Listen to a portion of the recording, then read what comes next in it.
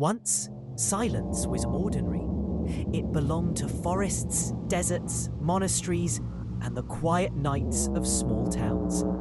Today, silence is almost exotic, a rare resource we have to travel to find.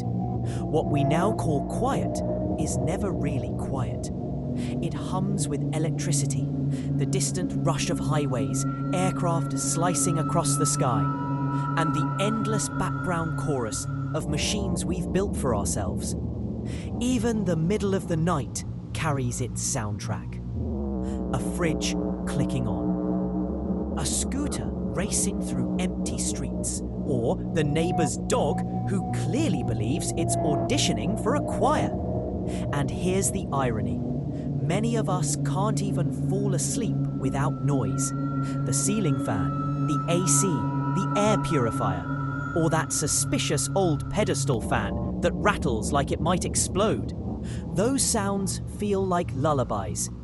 Absolute silence, that just feels uncomfortable, like the universe forgot to press play.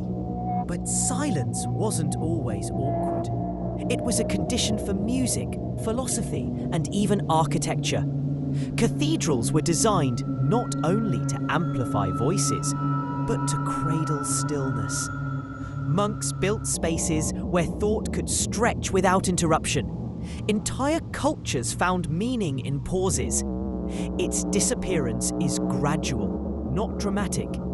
It vanishes with every machine we leave running, every ping of a notification that insists it's urgent, every layer of urban noise we've accepted as normal. And without silence, sound loses its contrast, like a painting without shadows. So the death of silence is not just about acoustics. It's about losing a state of mind. A reminder that sometimes the loudest thing in our lives is the silence we can no longer hear.